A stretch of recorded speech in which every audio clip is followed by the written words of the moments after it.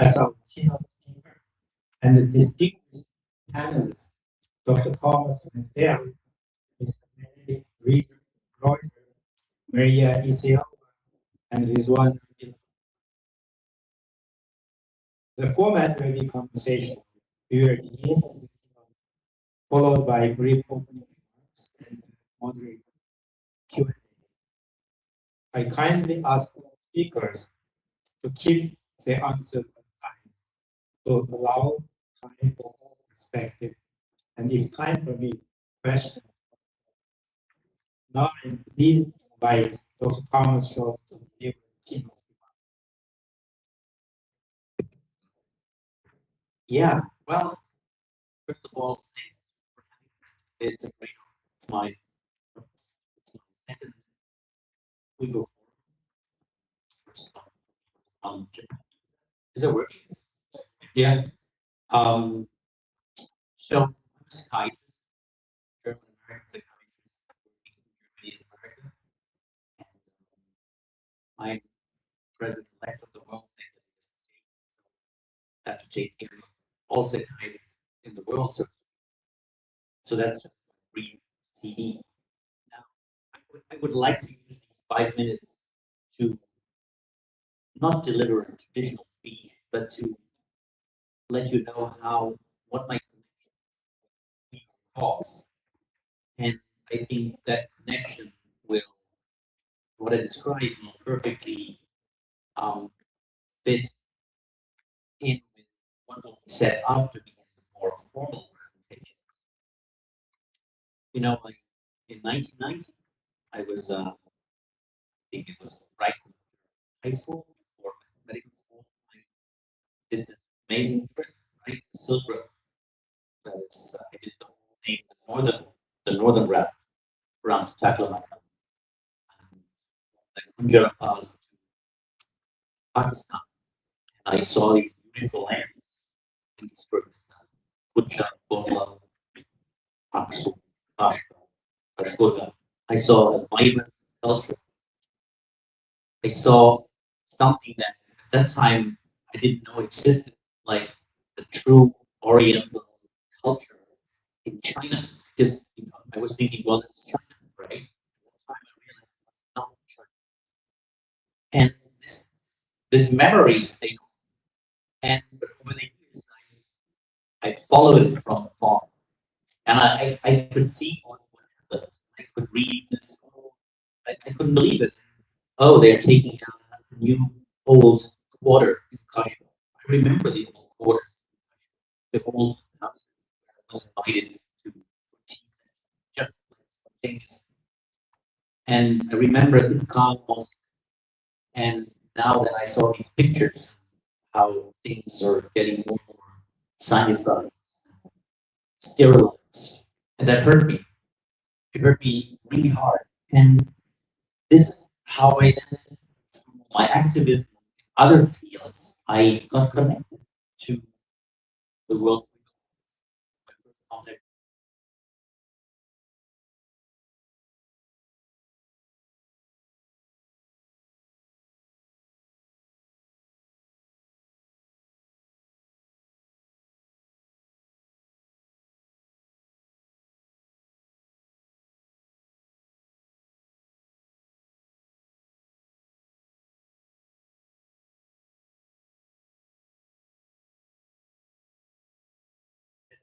We, we should we should look into that. And I invited Don, 4 or 5 years ago, to my lecture hall, and we met 100 people, 100 of you, and business people, academics, you have your Germans, and everything is normal, right? Restaurants. There was this normalcy. After 1 hour, there was no normalcy. After 1 hour, people were in tears. I was in tears. After 1 hour, we realized what situation has made with this community. We could witness, we could feel the trauma, sadness, anxiety, all these negative words were there. But then, out through something, you could see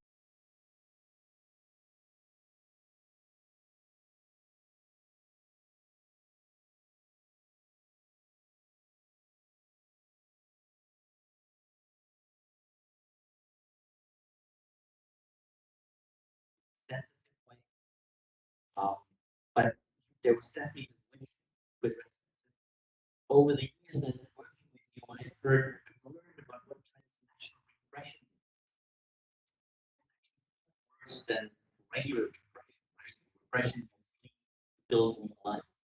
The very fact that it's there, but you cannot make a call because then your family members will be put in prison, reversed.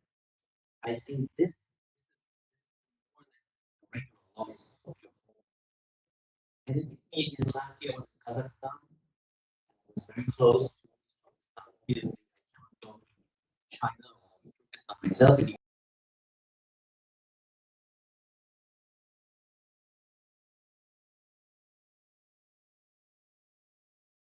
How would you feel?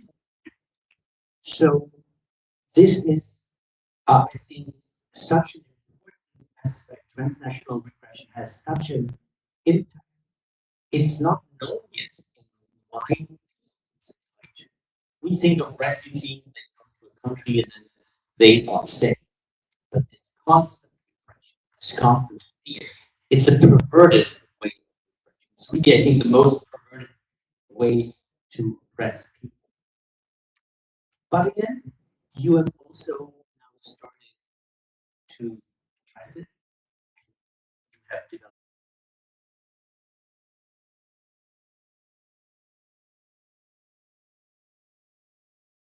the psychiatric field, also in society, we need to understand what this means in order to address it. We need to, it's not just numbers, it's not just concentration camps, it's not just people, numbers being tortured. No, it's something more. And this needs to be understood. Because I think that message, what happens to you, you learn to other oppressed people, then this is something that's convincing to politicians, policymakers, decision makers. And then maybe when contracts, treaties, whatever are made with China, this will be part of the discussion. I think that the one is a building sustainable activism. Your cause, the way you address it, you see it is amazing. It's not only, of course, that's at the heart of this conference, but we have Tibet, Taiwan, Southern Mongolia, we have Tibet, we have all these peoples that suffer. Then we hear from other parts of the world where transnational repression happens. So your cause is actually a blueprint for how we can address it. And we heard it yesterday. Only if we work together with other groups, can really make a difference. And I think I see something that is forming, and this is an amazing story. So I would like to end that we are now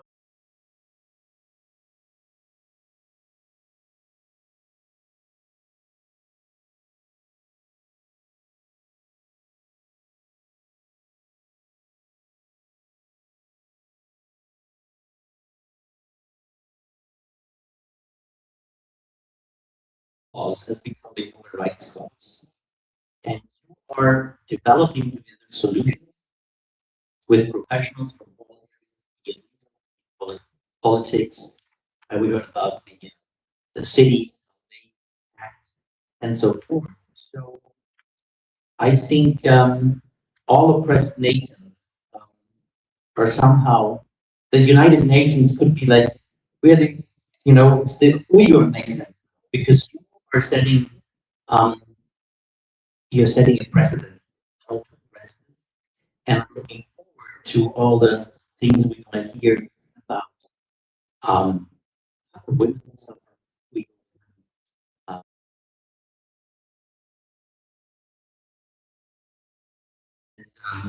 I can say I will continue to work with you. I continue to spread the word because the word still needs to be spread. Thank you very much.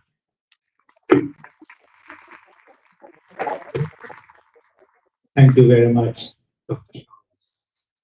Very glad and great. We our Tibetan friends and the Taiwanese people, we all are Chinese Communist Party's constant and national repression and threat they want to take over. So we need this constant pressure. However, our people, Uyghur people, Tibetan people, people in Taiwan, they all do advocacy from the bottom of their passion to their people, for people's freedom. Thank you again. Now I want to begin the moderating Q&A section. First, I want to turn to Dr. Thomas Wenzel to make a brief remark, and then we start the Q&A. Thank you.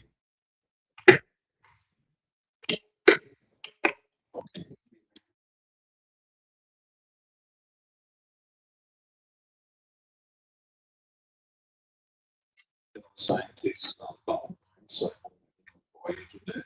I will try to be short. And can we have the next slide, please?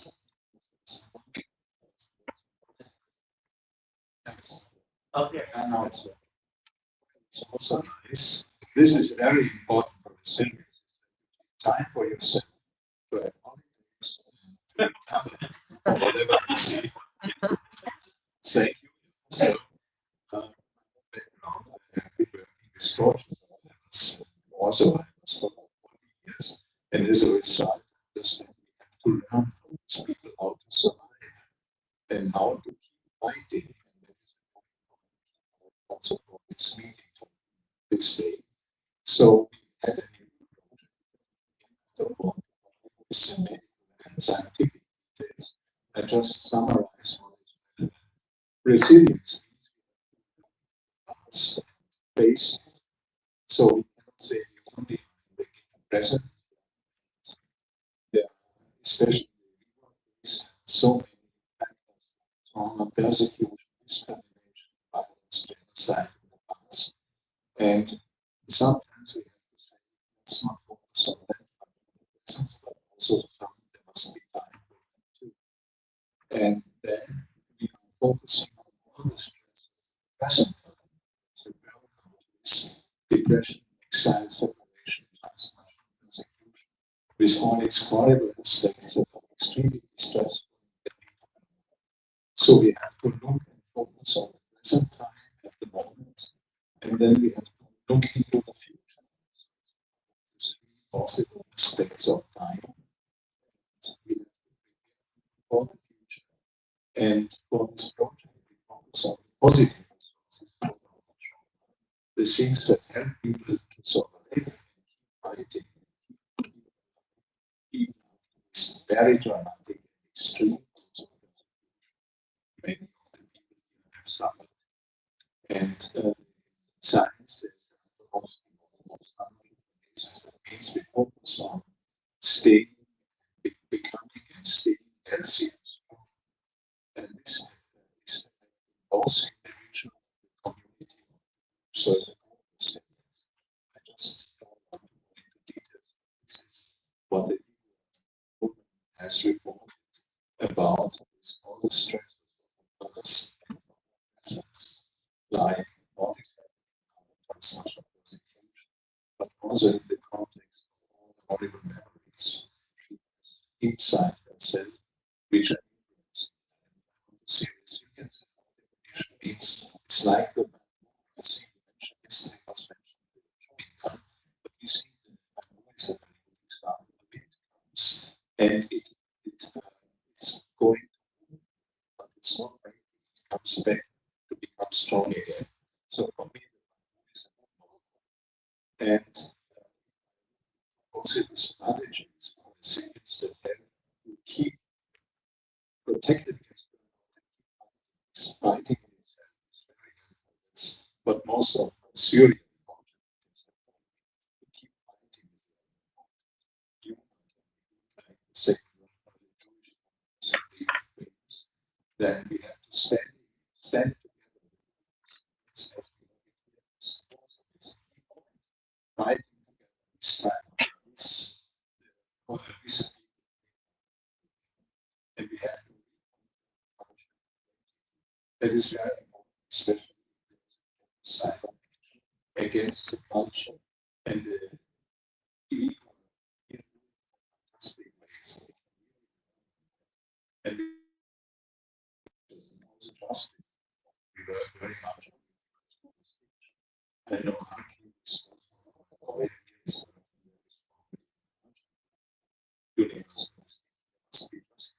when there can be no justice in the country itself. We cannot wait until but we cannot wait. And all this must be integrated, maybe also not the same.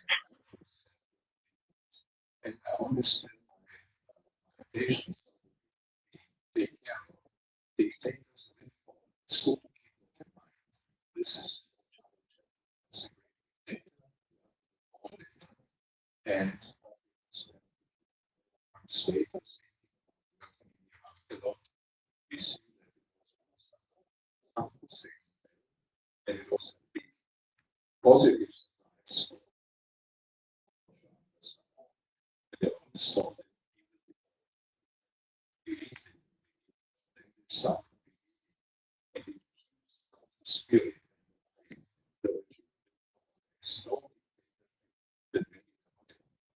So I think that's a very important to keep in mind, but we have also like you see the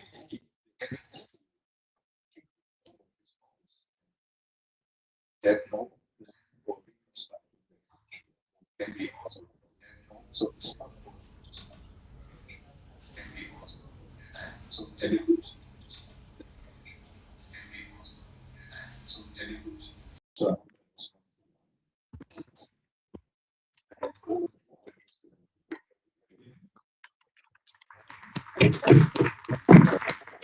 Thank you so much. Yes, indeed. You talked about highlighting transnational prostitution and its mental health impact. Could you please provide your background experience in resilience? You talked about resilience. You started with resilience. So if you could share your background experience. thank you. I don't want to it was very important from many countries for the years and especially this community. I admire them how they keep fighting. That's incredible. And we can learn so much from that study. A lot of components I collected all the materials they are producing to keep people aware. It's a very good example of what should be done. Thank you. As a mental health expert, could you please describe how should we distinguish ordinary stress or burnout from trauma, secondary trauma, or wider community level mental health harm? Well, we know that extreme events can lead to reactions. Yeah. We know that this is small problem. There's a famous example. I think it was one of the pioneers of isolation and survival. He said, when you go walk through and a few of this will be broken. But if you go through it with a harvest, all the rest. So severity is like the Chinese communist say clearly the well-being, the safety is something we have to mind. It's different from the stress. So we need special strategies, also including consideration of resilience, positive factors that can survive. Thank you. You also talked about image as in your view, what are the more important elements of effective mental health and psychosocial service program in or advocacy group for Uyghurs, Tibet, and Taiwan?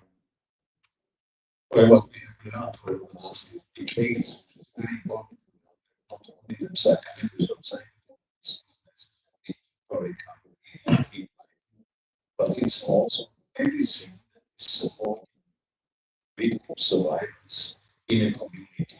This is so all measures fitting in this culture, specific situation like being in exile and so on, needs to be considered as not by the psychiatrist, but by the community or its members. Thank you. Thank you for the insightful discussion. Now let's turn to our friend and you have extensive experience in documenting human rights violations, supporting communities at risk, and advocating for conflict. Would you please share your brief remarks before we go into Q&A? Thank you. Thank you very much. It's a great privilege to be here at the International Week to be on this panel. I thought I would just share very briefly some of my personal experiences, some things that I've tried to learn from them. But I want to emphasize that nothing that I have experienced remotely compares, of course, with transnational repression that Uyghurs, Tibetans, Hong Kongers, friends of China face, or indeed, of course, the repression the communities face at home. Nevertheless, a taste of transnational repression. So I thought I would share briefly about that. I've been in the field of human rights advocacy now for 32 years. I started as an infant. No, I didn't. I started as a student. And I worked in some of the world's most tragic and egregious human rights situations. Of course, the weakest, Tibet, China, but also Myanmar, India, Pakistan, and East Timor. I've had two very close, one of whom in Pakistan I spoke to several times a week. I traveled with. I actually missed a bomb in Islamabad by 5 minutes with him. And the other friend in Myanmar, his children are very good friends of mine, and I was actually in the Myanmar border just 3 days before he was assassinated. I was sitting in the very same spot, was killed. And I tried to find ways to channel a terrible tragedy in a positive way. Is this Really? right? Not really. No, I'll try this one. Is that better? Yeah. Great. Is that okay? Thank you, Randy. So I tried, for example, to commemorate the anniversaries of my two friends' assassinations in positive ways by remembering the inspiration that they gave me as human rights activists. One of my friends from Pakistan, he was a very devout Christian, and his personal Bible is on display display in a church in Rome. And whenever I'm in Rome, I make a point of going to visit that, so just remembering him and taking inspiration from his legacy. I've also been deported from Myanmar not once but twice, and denied entry to Hong Kong. I try not to make a habit of it, but those things have happened. I've been threatened with a prison sentence in Hong Kong. I was named, I'm told, I haven't counted, but I'm told I was named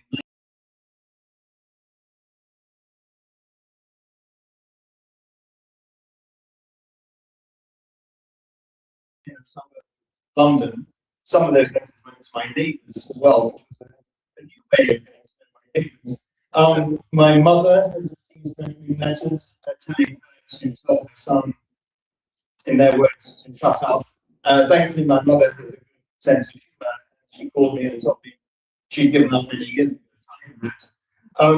And then most recently, just a few weeks ago, I had something much closer to home. I opened my front door, as I do every morning, to go cycling to the swimming pool. And as I was getting on my bicycle, a Chinese lady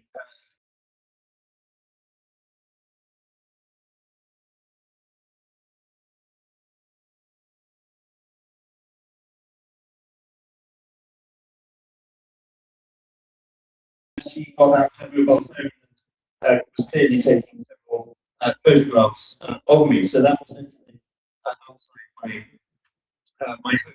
And I've had various other incidents as well. Friends I received in Vancouver.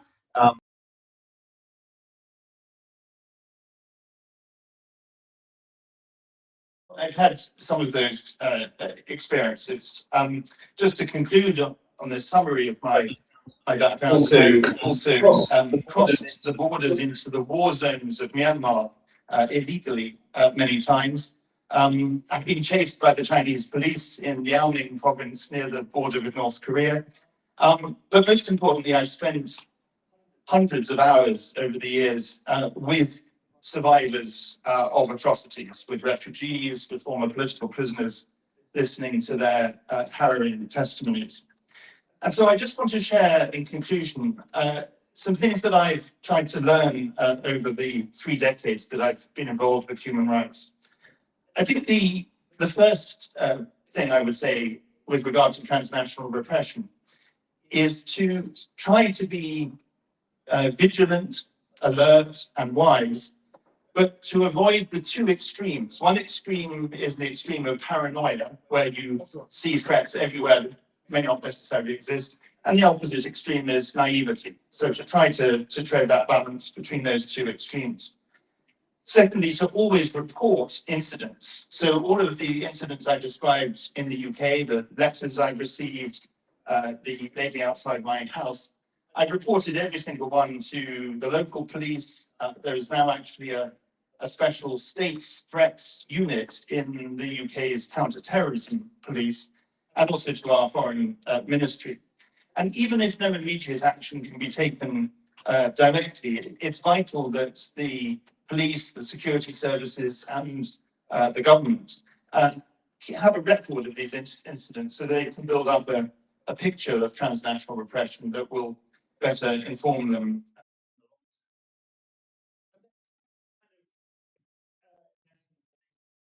To mental health. I think it's really important to develop humility and humour, and I really agree with Dr. Wenzel on the point about humour, and also on the point about dictators not lasting forever. Working as I did in East Timor, many people said to me, East Timor will never be free, you're wasting your time, but we saw it become free. Recognize, in relation to humility, that you are only one person, and that you can you are called to do your part, but it doesn't all depend on you. It's important to laugh at the absurdity of the oppressors. They're highly repressive, but they're also often laughably ridiculous as well. Know when to mourn and to grieve, when to fight, and when to love. And then finally, recognize that this is a marathon, not a sprint. And so it's really important to pace yourself. When I first started out in this field as a young student and then fresh graduate, I worked all hours. I worked during holidays. I worked at weekends because I was passionate and I was driven. But that's not sustainable. So I would say take breaks, take holidays, walk in nature, spend time with friends, go on retreats. I went on a spiritual retreat just a couple of weeks ago, and I try to do that every once in a while. Nourish your soul and your spirit. And these things are easy to say, and I understand not so easy to do, particularly if you are from a community that is directly affected and you have family and relatives and loved ones in prison. It's not easy to take time off, but I would encourage you to try to do so because this is a marathon, not a sprint. Thank you. Thank you, Ben, sharing your personal experience and insightful comment.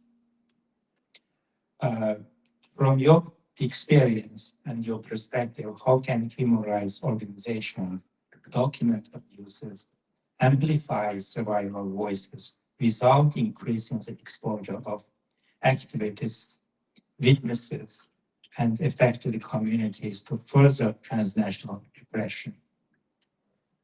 Thank you very much. That's a very important question.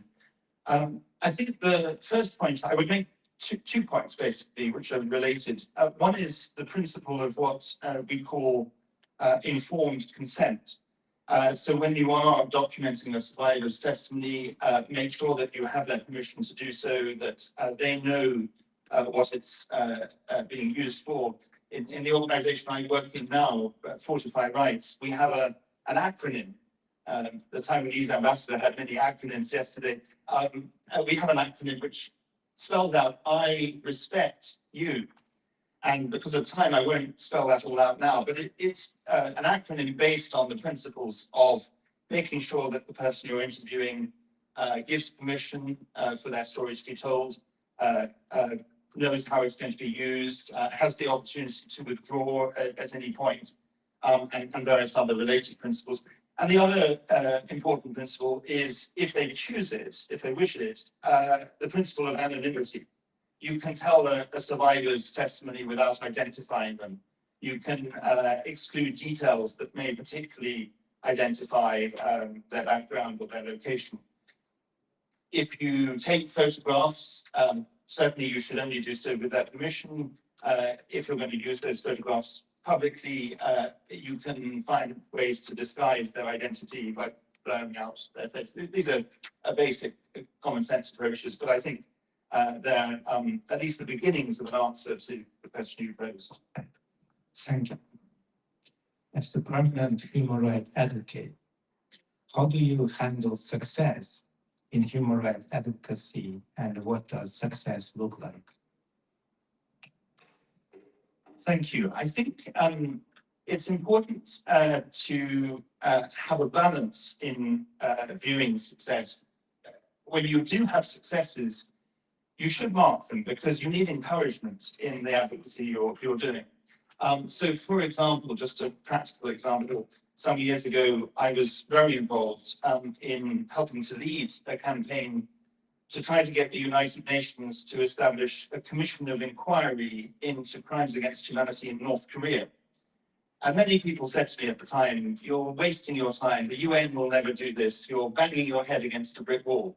And I said, well, I think if enough of us bang our heads against a brick wall, we might get a headache, but we may knock out some bricks in the process. And we did. And the UN established the Commission of Inquiry, and it had produced a most remarkable, comprehensive report. Now, that was a success because that achieved the goal we'd set to get that Commission of Inquiry. But of course, the counterpoint would be, well, it hasn't changed the situation in North Korea.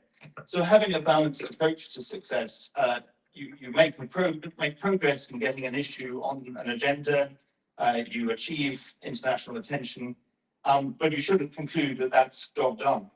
It's a building block along the way with hopefully more successes and certainly more work to do. Thank you. Just a follow-on question on that. how do you really switch on and off and recharge?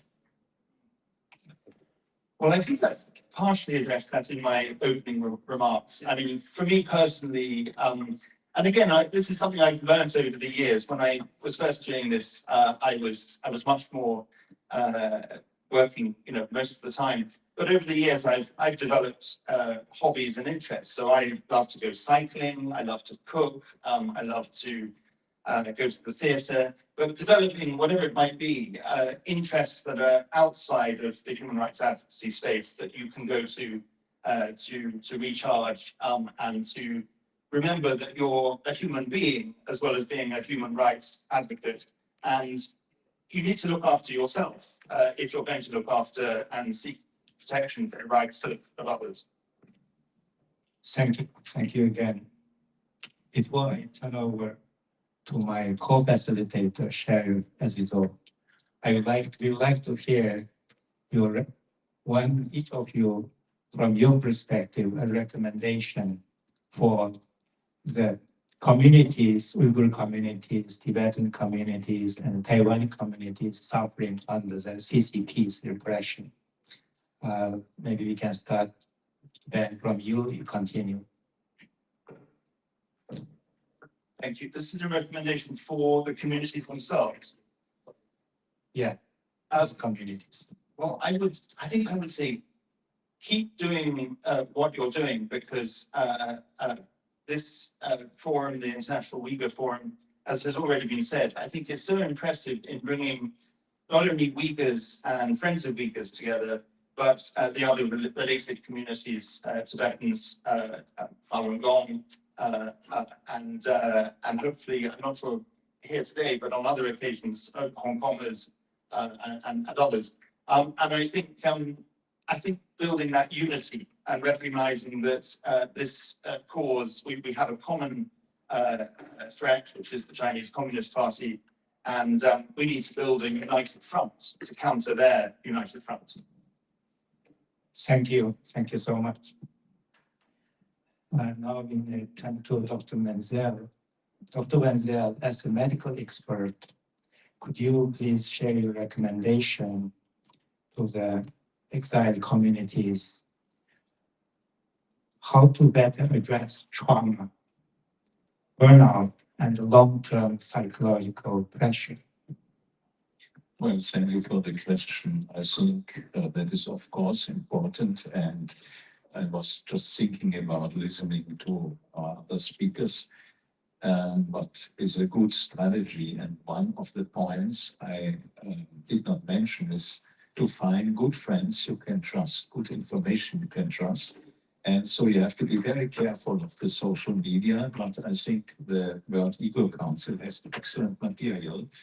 Brochures, I think they are really excellent, and to trust these recommendations by your own community and by trusted people, how to cope and how to survive that situation and how to work together, to fight together. I think that is very important, and it can be very difficult to get high-level psychotherapy also for the long-term mental health problems, including transgenerational trauma that also affects, I think, many people from that community, because the persecution didn't start last year, it started a long time ago.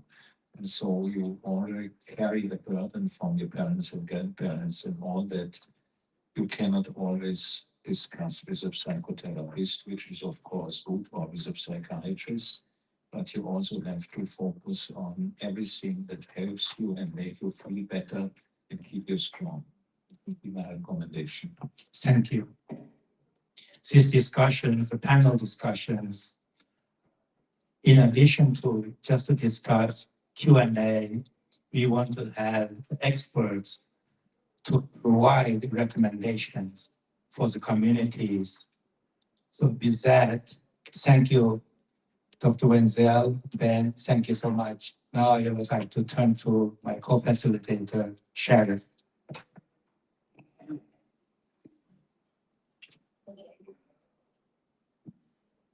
Hello. Thank you, Richard. I will now continue the discussion by focusing on women's and youth dimension of sustainable activism. This part of the discussion is essentially important because long-term advocacy is not carried out by institutions alone. It is carried out by people, including women and young activists. They themselves might be directly affected by persecution, family separation, grief, fear, and responsibility towards the community. Myra Isaiah, may I start with you? Please share your opening thoughts on the experience of Uyghur women in activism and how transnational repression affects their well-being, family responsibilities, and leadership.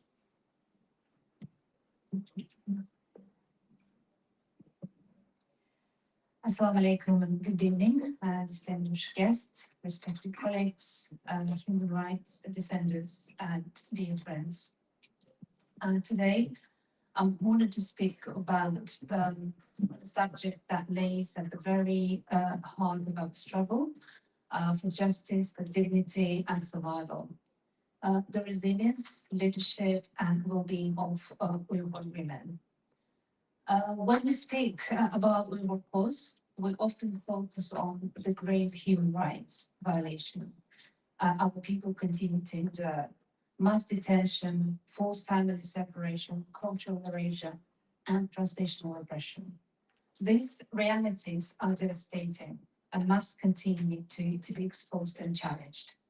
Yet, behind every statistics, every report, and every advocacy campaign are real people whose stories often remain unseen. Among them are Uyghur women, standing at the front line of our struggle. Uyghur women are advocates and activists, mothers and daughters, wives and sisters. They are community organizers, educators, caregivers, and cultural guardians. They preserve our language, our traditions, our memories, and our collective hope. Yet, too often, they are expected to carry all of these responsibilities at once. That is why we must talk not only about resistance and courage, but also about sustainability and care. I strongly believe that the movement cannot survive if its women are exhausted. A community cannot heal if its caregivers are left unsupported. The persecution of the Uyghur people has affected women in deeply gendered ways. Many Uyghur women have lost contact with parents, siblings, spouses, and children due to arbitrary detention, imprisonment, and state surveillance. They live with the daily pain of uncertainty, not knowing whether their loved ones are safe, whether they will ever see them again, or whether they will receive answers about their fate. For women living in exile, the suffering is often compounded by transnational repression. Even after leaving East Turkestan, many continues to face intimidation, threats, online harassment, and pressure designed to silence their voices. Some are targeted because they advocate publicly for their people, some just because being Uyghur. Many carry a feeling of guilt of being safe while family members remain at risk. Many struggle with grief that has no closure. They are forced to mourn loved ones they cannot contact, and losses they cannot fully process. This is not only a political crisis, it's also a profound human and psychological crisis. So for women who engage in advocacy and human rights work, these challenges are often intensified. Women activists frequently experience burnout differently from their male counterparts.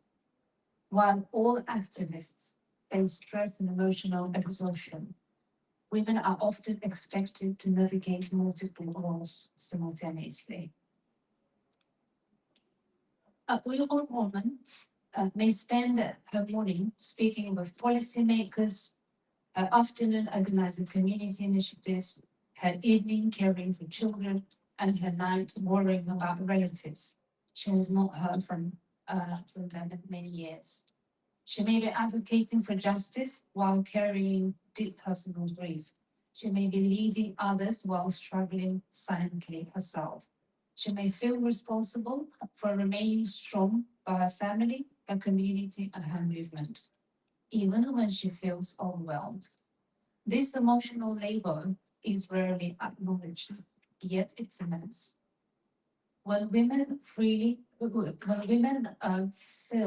they must always be strong, always available, and always resilient, exhaustion becomes inevitable. And when burnout is ignored, movements lose some of their most committed, experienced, and effective leaders. The impact of this trauma extends far beyond one generation. The consequences of persecution do not end with those who directly experience it. Trauma travels through families. Children absorb fears, anxieties, grief, and uncertainty of their parents. Young people grow up hearing stories of separation, detention, disappearance, and loss. Many Uyghur families in exile are trying to preserve their identity while navigating displacement and isolation. Women are often at the center of this process.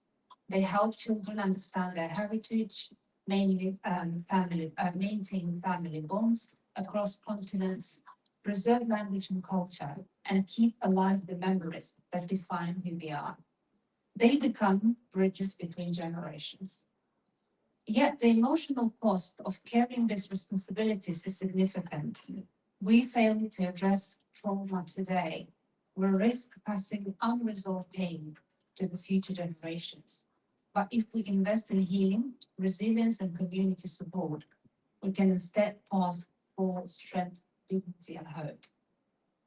This is why sustainable activism matters. Too often, activism is associated with sacrifice. We celebrate long hours, endless dedication, and relentless commitment. While commitment is essential, sustainability is equally important. I believe that burnout should never be viewed as a badge of honor. Exhaustion should never be mistaken for effectiveness, and self-neglect should never be considered as a requirement for leadership.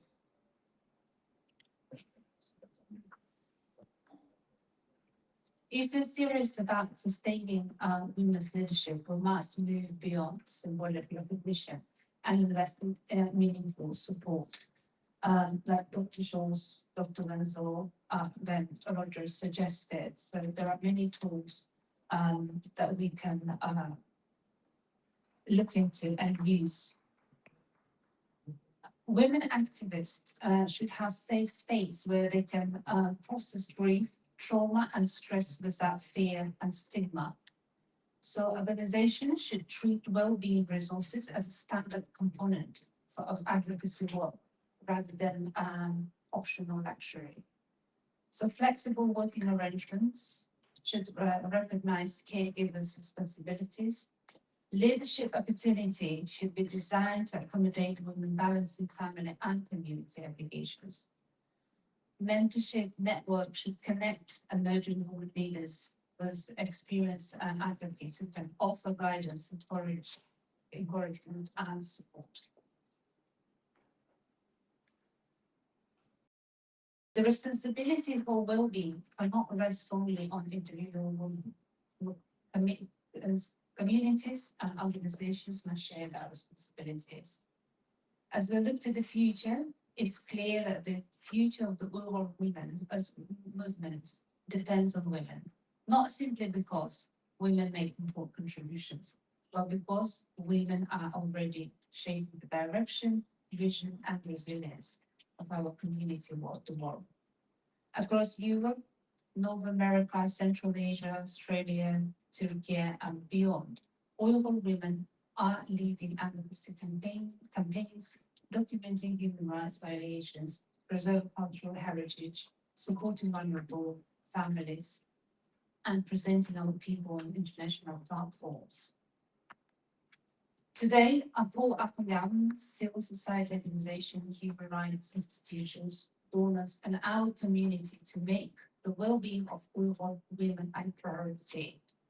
Invest in mental health support, fund women-led initiatives, create a mentorship and leadership programs, develop gender-responsive policies, recognize caregivers' responsibilities, strengthen community support network, and ensure that collective care is embedded in every aspect of our advocacy effort. Uyghur women have carried our communities through some of the darkest chapters in our history. And taking this opportunity as a chair of the World Uyghur Congress Women's Committee, I would like to express my deepest gratitude and admiration to every Uyghur woman present today as a speaker, panelist, activist, volunteer, community leader, camp survivor, young advocate, supporter. Your contribution, whether visible or behind the scene, are invaluable to our collective struggle for justice, freedom, and dignity. I appreciate every Uyghur woman for being the backbone of our communities across the world. Many of you carry heavy duties, burdens, yet you continue to move forward with courage and determination. Your strengths inspire not only the Uyghur community, but also human rights defenders around the world.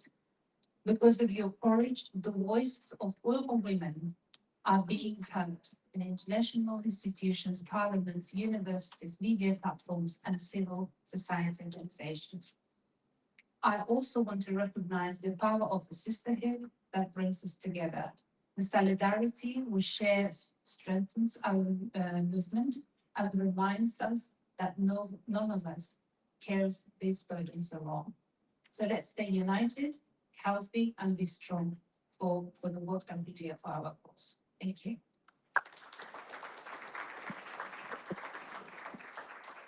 Thank you very much, Manuela, for making such an impressive and giving us such an impressive insights and sharing your experience. Now, Rizwana Ilham, I would like to turn to you. May I invite you to make your brief opening remarks from the youth and diaspora perspective, especially on the pressure faced by young Uyghurs who are trying to build their own future while also carrying the pain and responsibility of their people. Thank you. Assalamu alaikum. Hello, everyone. Thank you for creating this space for this important discussion. I'm grateful to contribute from the youth and the diaspora perspective. For many young Uyghurs, activism is not separate from identity. It is connected to our families, our memories, our language, our culture, and the responsibility we feel towards the people whose suffering is still going on. Many of us do not come into this work because we plan to become activists.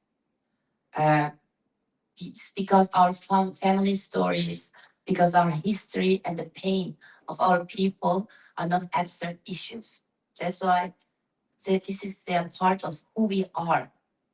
Many young Uyghur activists in exile often try to build their own future while carrying the pain and responsibility of their people. They study, they work, they integrate into new societies, support their families, organize events, speak to politicians, and translate, raise awareness, and represent a community that is directly affected by persecution. This can be meaningful and empowering, but it can also become very heavy. Burnout in this context is not only about being busy or physically tired. It can also look like guilt, fear for relatives, emotional exhaustion, numbness, anger, self-censorship, or the feeling that you are never doing enough.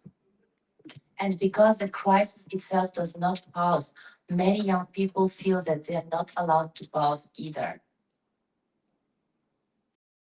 At the same time, we should not shame young people who doesn't do activism into activism. We should welcome them into belonging. If the first thing they feel is pressure, they may step away. But if the first thing they feel is trust, friendship, purpose, and space to grow, they are much more likely to stay. And for those who are already active, we need to change the idea that a good activist must always be strong, always available, and always self-sacrificing. Rest is not betrayal. Joy is not betrayal. Vacation is not betrayal. Building a future is not betrayal. For people facing persecution, continuing to live, learn, love, speak our language, and protect our culture is also part of resistance. That is why sustainable activism should not only rely on individual strengths. It needs shared responsibility, it needs mentorship, peer support, and organizations that protect the people behind the work. Young people should not only be invited when a movement needs a speaker, a translator, or someone to manage the social media. They should be trusted, trained, and included in decision makings. If we want young people to carry the movement forward, the movement also needs to carry them. For me, that's the heart of sustainable activism.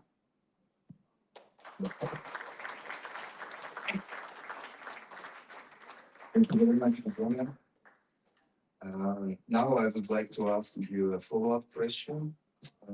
What does burnout look like for young Uyghur activists in exile, particularly when they feel responsible for representing their community while also trying, as you said, to study, work, integrate, and live a normal life?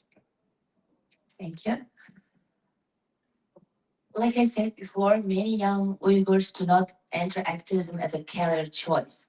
You're not like come to like either in Switzerland or American Germany saying we're gonna be activists, we're gonna be politicians, right? We have other dreams, we want to be doctors, we have other jobs, we study something else. But we entered because our identity, our family stories, our language, and our people's pain are connected to it. That makes the work meaningful, but also emotionally heavy. For young Uyghur activists in exile, burnout is often not only about being physically tired or having too many tasks. Of course, there is a practical side, studying, working, organizing events, attending meetings, translating, speaking to politicians, supporting community members, and often doing all this voluntarily. But the deeper exhaustion is emotional. Many young Uyghurs are trying to build their own lives while carrying the pain of their people. We live in free countries, but emotionally, we are still connected to our homeland, where our relatives, our families, our friends may not be safe, where our language and culture are under attack, and where silence can feel impossible. There is also the pressure of representation. Sometimes young activists feel that they always have to explain, to defend, sometimes to translate, to speak on behalf of the community. You're not only a student or a young professional anymore. Suddenly you become a voice, a bridge, sometimes an emotional translator of trauma. Burnout can therefore look like guilt, numbness, anger, constant responsibility, or the feeling that you're never enough. And because the crisis is ongoing, it's difficult to say, I will take a break now.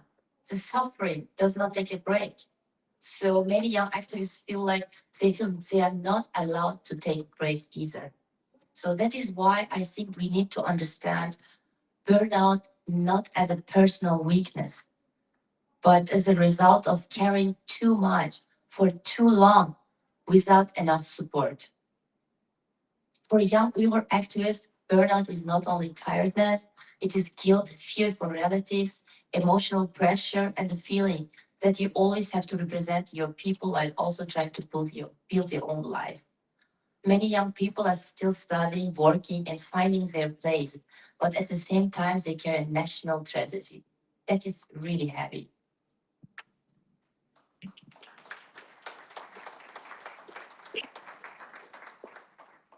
Thank you, Rizwan. Very insightful. Thank you so much. Now I would like to ask all speakers a common question. We often speak about resilience, but it should not mean asking activists to carry unlimited pressure alone.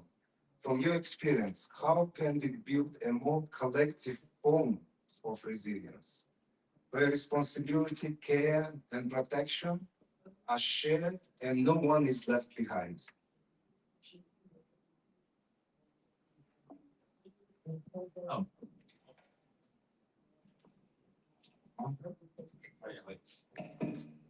I think I think Thomas has already addressed this, at least in part. I think now working in Munich with Thomas and the Munich Uyghur group towards a program addressing trauma, I think what has emerged is the importance of really, speaking about your experience. And the interesting thing is now, let's say 5 Uyghurs meet somewhere in the world. They all know what it means to be an Uyghur. And because they know what it means to be an Uyghur, they all share the same history. And that's why they think, well, there's no need to talk about my trauma or my plight, my nightmares or whatever, because they all share it. And look at them. They are strong. They work hard. They have a business. So who am I to complain now?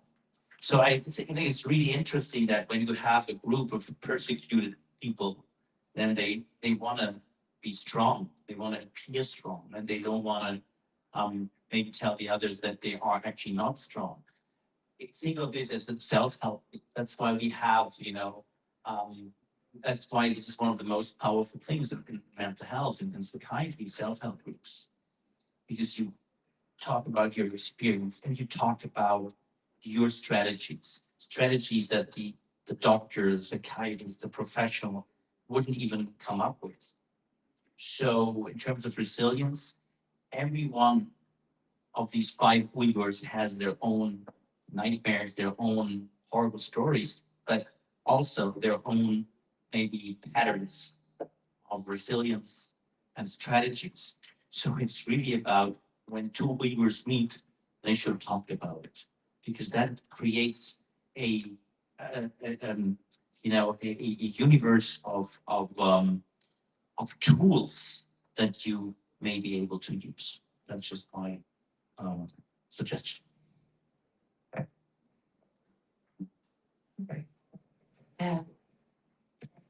No, I just completely support what you said. I think this is crucial to focus on the help you can get by working together with others, remembering together. If you remember, it's good that you are not alone, but you are with good friends and you can share and they can support you, because else is a repetition of being alone with a traumatic situation. So I think what you mentioned now is really very important. I just want to add what was Thomas saying. Yeah. I think it's a really important question, right? Share dangerous and shared responsibility. Because in many activist communities, resilience is sometimes misunderstood. It can become another way of saying, please endure more, please carry more, please continue, even if you are exhausted. But real resilience should not mean that individuals silently suffer until they break. Real resilience should mean that the community and the organization are strong enough to support the people inside them. It also means emotional honesty. In our communities, people often feel pressure to appear strong, especially because our cause is so painful and so urgent. But if we cannot speak honestly about exhaustion, fear, guilt, or grief, then we only see the public face of activism, not the human cost behind it. Collective care does not have to be complicated. It can begin with a checking in on each other, respecting boundaries, preparing younger people instead of throwing them into responsibility, and creating spaces where people are not only valued for what they produce, but also protected as human beings. For me, the shift is this. We should stop asking, how much more can this person carry? And start asking, how can we carry this together? Thank you very much.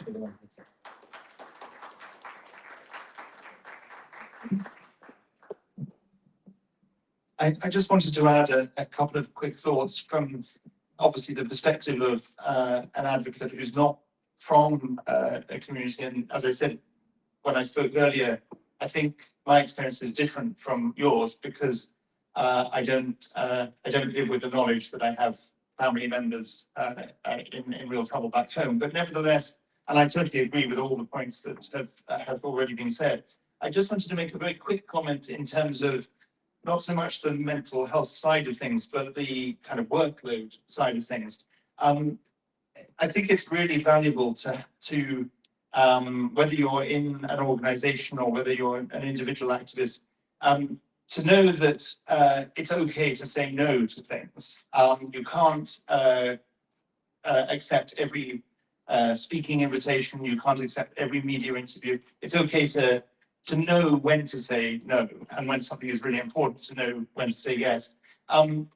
It's important to know that you can't take on everything. And I think it's really valuable to have colleagues, whether it's within your own organization or with other organizations, who you know and you trust are there to respond to a particular crisis or development when you are on vacation. Just recently, as I said in my opening remarks, I took a 3-day retreat, and very unusually for me, that retreat literally meant being off all my devices, which is it was only 3 days, but I did it. I was off. I didn't see any messages, and when I came back from the retreat, I got a message from a colleague with the news about the Chinese dissident who had escaped to South Korea just a few weeks ago. And initially I thought, oh, I didn't do anything. But then I realized, well, the New York Times covered it, the world media covered it. He has a legal team in South Korea. And I thought, well, he's in good hands. And it didn't matter that I wasn't available. So I think knowing when you can be off and trusting other people to help in those incidents. Thank you very much.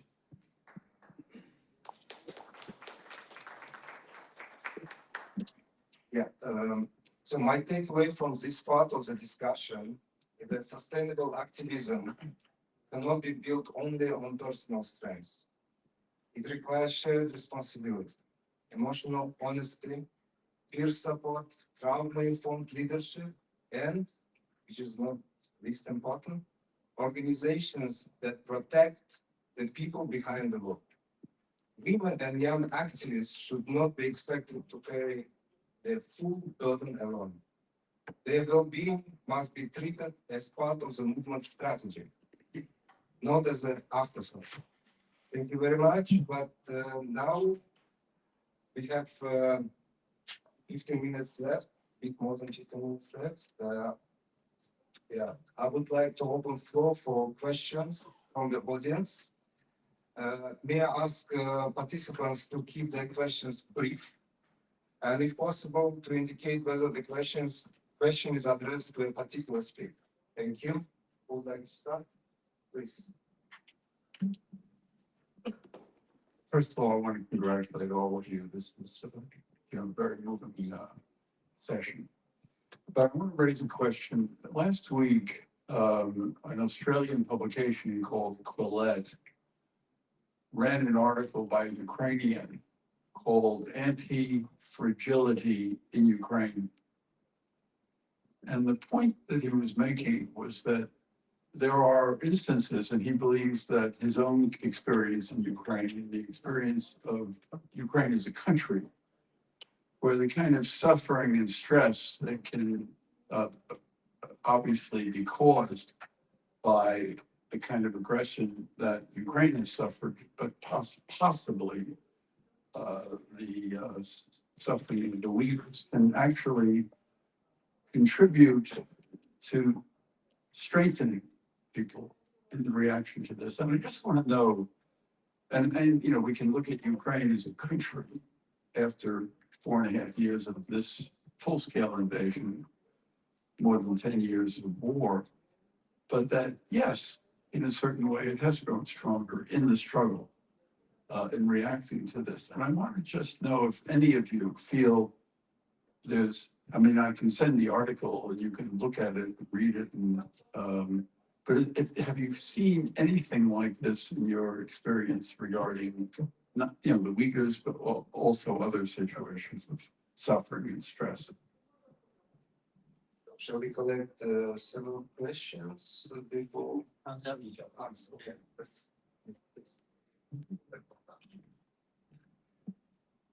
It's like, psychiatrist now. But we don't always have an answer. So, but I think it's a very important, because it basically means, what doesn't kill you make you stronger, kind of, right? Argument. I mean,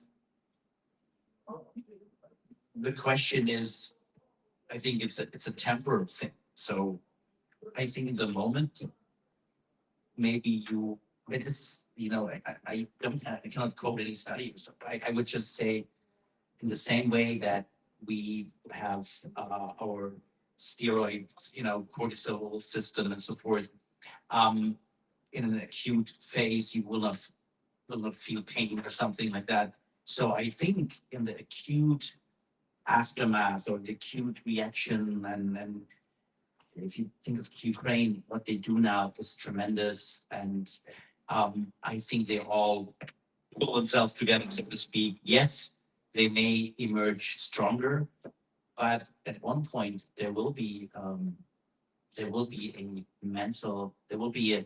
time when they want to relax, they can't relax when they. So I think yes, in the moment it can do that, and maybe collectively as a nation, yes. I mean, if you think about it, Ukraine is now the military power, if you will.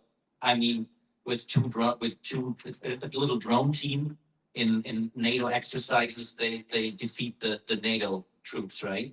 So as a collective, I think they have emerged stronger human beings for a certain period of time.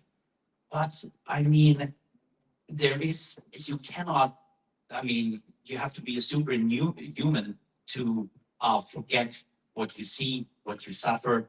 I cannot imagine that this will not have an impact.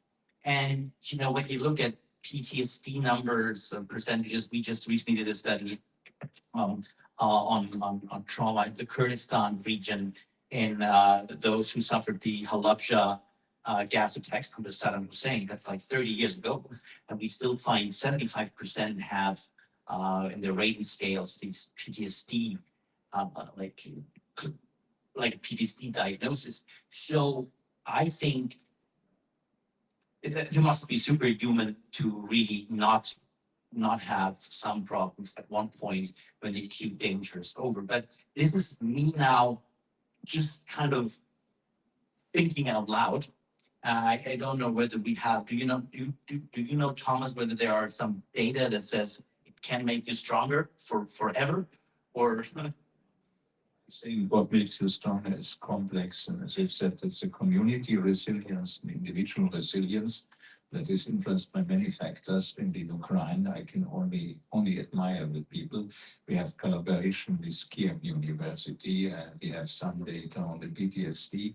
So especially, we have to keep in mind many of the soldiers that are our heroes here are actually civilians who are forced to fight in the military for everyone in Europe and for the whole world. And so the stress for them is incredible. And I think about friends who have been killed and now the Ukrainian war.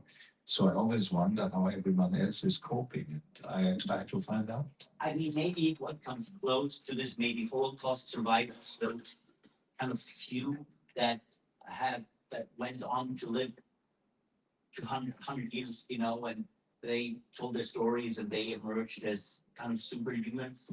I think you have worked with Holocaust survivors. Yes. This is something that comes close to that some people may develop such a strength. That doesn't mean that they don't have scars or something. They give testimony. I think that is very good for resilience to be able and willing to give testimony about what has happened and to be respected when you speak out. And that is, I think, that what keeps them old and healthy, in my opinion. I think there were more questions. If you Hi, I have a question for or Dr. Wenzel or Dr. Schlusel. My question is, how can we, I mean, friends or colleagues help to people with, I mean, Uyghurs with trauma? How can we lower their stress or trauma? And I'm not talking about helping with work, but on a personal level. And the same question will be for the rest of the speakers. One of them, or Mr. Rogers, or Myra, or Rizvana, you can choose how international bodies can help to lower the level of stress and trauma. Thanks to you. Thank you. Again, it's good to join this panel. So, sorry. so maybe yeah, this is a practice. Yes. I think, of course, at some point, individuals have to seek help, but it is difficult to find in your language with people who understand trauma and your situation. So that can be very difficult, and a lot of that has to be done on a community level, that the community keeps fighting and respecting that no one is perfect, no one can fight forever, that you share responsibilities, that you rotate, that you keep fighting as a community. And there are some projects I remember I have seen, like in East Timor, for example, or in the Sundance in the Native Americans, who can help you as a community to process traumatic situations. It's interesting to look into that special solutions, and maybe you have very good ones from your own culture. I remember there's a special meeting you have in a regular way that can be adapted maybe to support the resilience of the communities. Sure. Yeah. Thanks. I think now for the silence. What organizations? Well, I think you covered that. Thank you. Should I make a comment and then yeah? I think there are two things that, I mean, human rights advocacy is challenging even at the best of times, but I think there are two things that make it even more challenging and probably increase the levels of stress and the risk of burnout.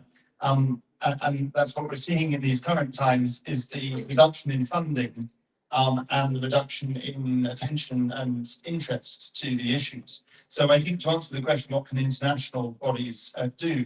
I think definitely find ways to fund both the human rights work itself, but also mental health support initiatives.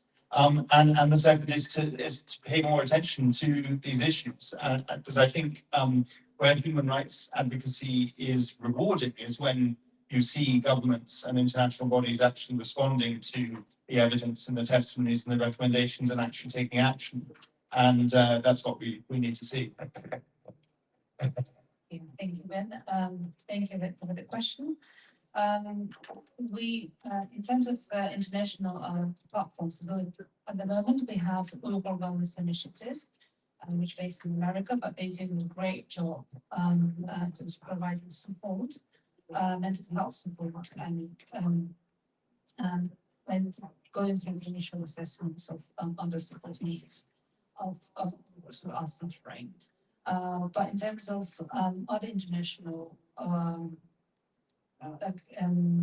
intervention, I believe there could be an initiative of some groups, international groups who works on mental health, and involvement like someone like Dr. Schultz, for example, and just to seek and study the rural mental health. Like, so they gather information and then come out with some strategy how so possibly can be supported. So and also involve the rural wellness initiative that's doing great job at the moment. Thank you.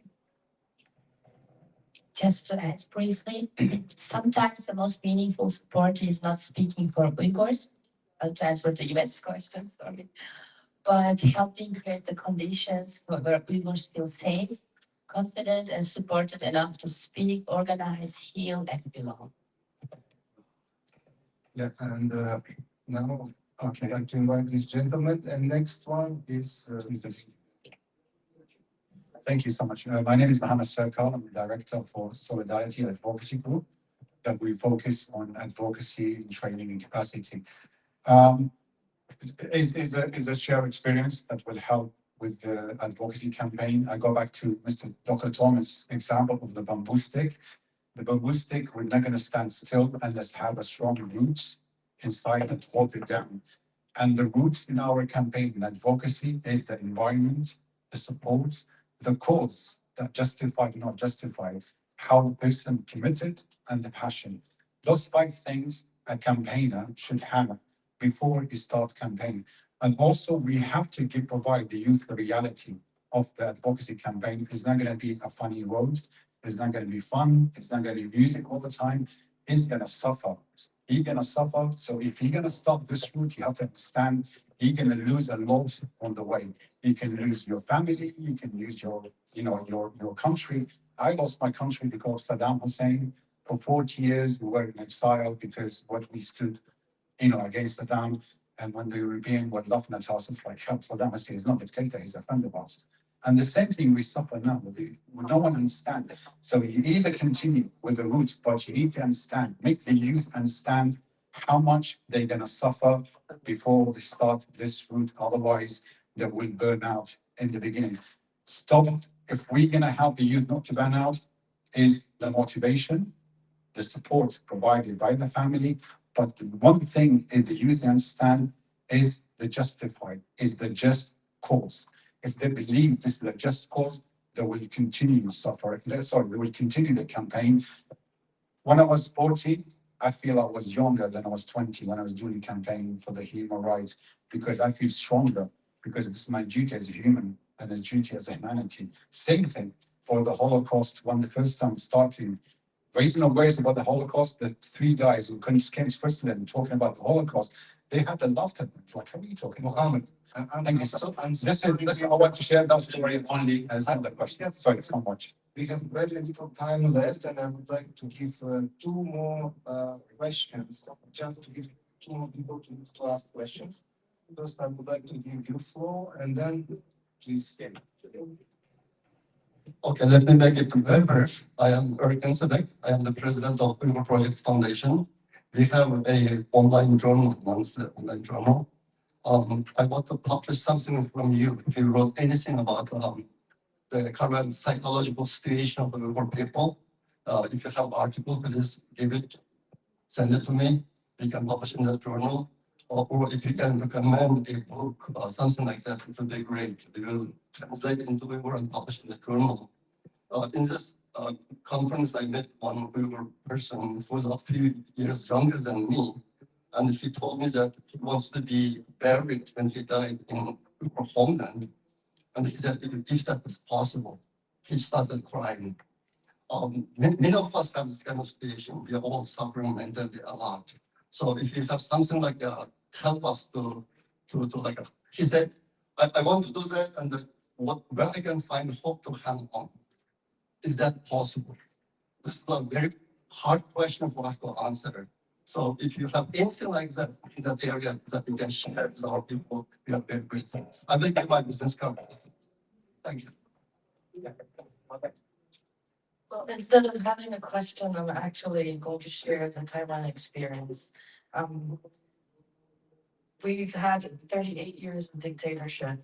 And our people actually experienced transnational suppression from our own government in the past. We've had students going abroad to study, but there are also professional students sent by the National Party to spy on the students. And they would keep a record of their behavior, if they gather together, speak in Taiwanese, talking about human rights issues or democracy issues or Chiang Kai-shek being a dictatorship, then these reports are sent back to Taiwan. And the police would raid on their household and then warn their family members like, hey, your sons or daughters are doing this, blah, blah, blah. And I'm talking about 40 years ago, 50 years ago. And this was ongoing. It was an ongoing pattern. But the reason why I'm talking about it is that to tell everybody that dictators fall. And if we stay resilient and together, we do make a difference. We make our voices heard. And Taiwan had received so much international support, especially from, say, the US Congress and Japanese friends, Amnesty International, just to name it. And we've had dissidents denied for re-entering, returning home for decades, etc. And I was a young activist, but I wasn't directly involved in, I wasn't tortured or anything. But I've sat down with former political prisoners, listened to their stories, documenting their stories, and encouraged them to write their stories. And I was also the younger person who has the digital knowledge. So they would write down their stories and ask me to type it out. And sometimes I really felt burned out, like this one is asking me to type out this article, that article, because they couldn't. But up to this day, I never regretted doing that, even though I had to burn midnight oil, etc. Because at the end, I saw the sparks in their old eyes, well into their 70s and 80s. Their stories were written and shared and published, and it was all worth the hard work. So I just wanted to share this, and I think learning the lessons from other communities, from Tibetans, from others, and prepare yourself, and acknowledging what you're going through right now, but be prepared that yes, there's trauma, we have, collective, suffering, and maybe we're silenced and we pretend that we're strong, and we're lost, we don't know where to go, and we have this feeling, that feeling. It's all okay. But learning from others and knowing that there's somebody out there, maybe not from your community, but you have friends in one corner or the other of the world, and we share our experience and we're here for each other. Thank you. Thank you very much to everyone for your active participation, for your questions, and for your comments. Now I would like to pass the floor back to Yüsüp to wrap up the session. Thank you. Thank you, Sharif. I want to express our appreciation to our speakers for powerful remarks, for insightful discussions, and helpful recommendations. Also want to thank audience for your questions and participation. I'd like to make a housekeeping reminder. The dinner will be at the same place at 7 o'clock. Thank you all.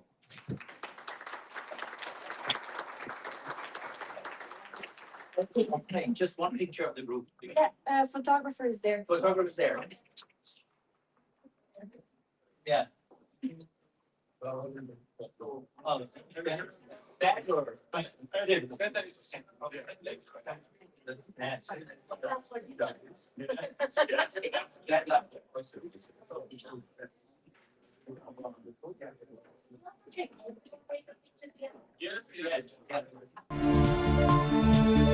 Hürmetlik hanımlar, efendiler. 3. nöbetlik Halkara Uyghur Munbiri başlandı. Ladies and gentlemen, the session at the 3rd International Uyghur Forum is starting.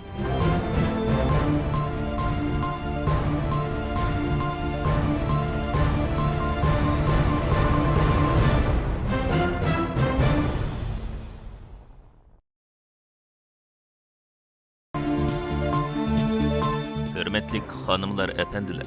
3. nöbetlik Halkara Uygur Munbiri başlandı. Ladies and gentlemen, the session at the Third International